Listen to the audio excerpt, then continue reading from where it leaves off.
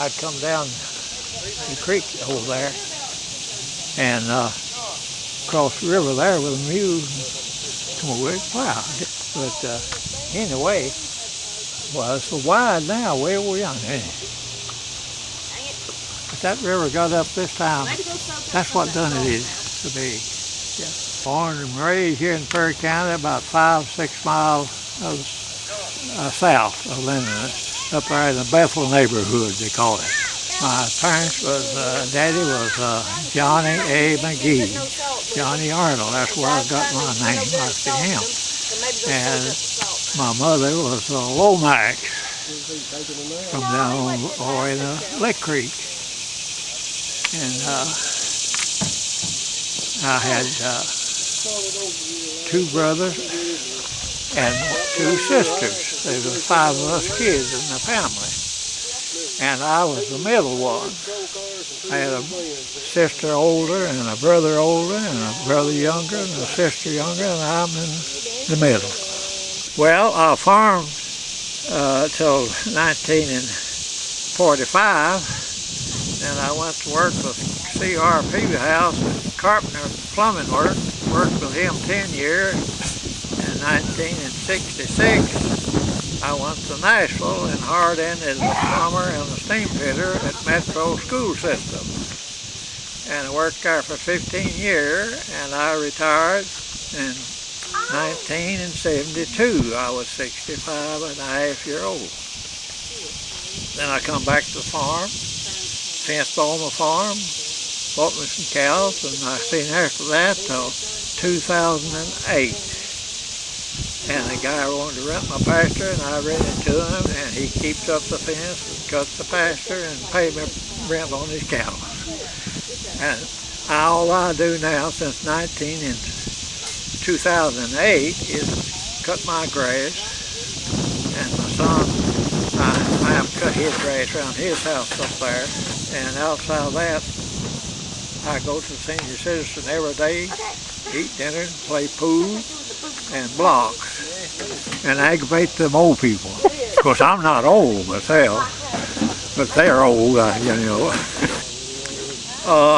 We lived up yonder till 1936 in the Bethel community, and we moved down here in 1936, first day of January.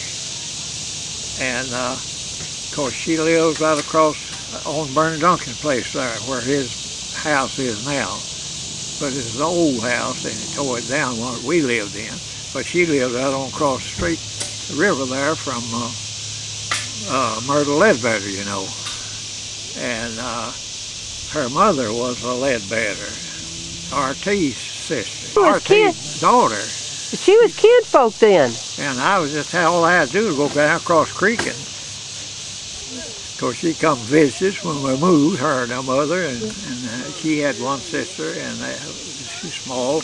But anyway, that's where I met her, after we moved down here in 1936. When I went to school in 4th grade, when we sat down, she said, now there's only one rule in here, y'all got to follow. And I was thrilled. And she said, the rule is do right. Well, she taught for 42 years and a half before she retired, and she got disabled to work while we was in Nashville. We stayed up there 15 years. She taught there, and I worked there the last 15 years, and retired from Metro, mentioned that, and of course got Social Security. Then we come back to the farm. Her mother lived over there by herself while we was in Nashville.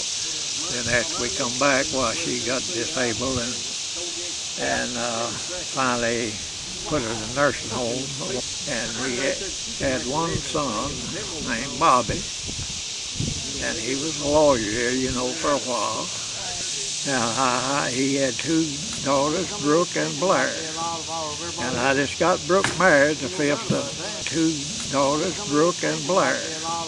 And I just got Brooke married the 5th of June. She wanted me to give her away at the wedding. I said, now, I don't have a new suit, no new clothes, He said, well, we'll come down here. And I said, you'll have to come down and carry me to Nashville so we can get me a suit of clothes for the wedding. And they said, well, we'll do that. And so they did. Blair come and going to school. She got off at 12 o'clock one day, come and met me over at McPherson, and I bought a whole new outfit. From the top of my head to the end of my toes. I bet you look very handsome. Well, that's said I did, but Yeah. you know, at 95-year-old, you don't look too good. But anyway, I've been in good health all my life and never had anything. I fished, and I done a little fishing this year, but year before last, I call it gobble. I caught one catfish, weighed 15 pounds, out of Buffalo River on the reel, and one weighed 8 pounds, one weighed 6 pounds out of Buffalo River. And 100-something black perch and smallmouth and crappie, caught a few crappie. But this year I haven't done any good at all. But I've got pictures of all of them.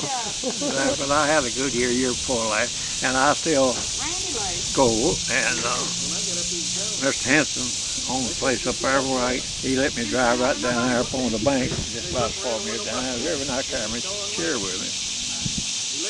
Tie a rope to my truck, hold to that. I get down there and sit down. I sit up there and fish. The sun don't come in until about 11 o'clock before the sun shines on. It's nice and cool.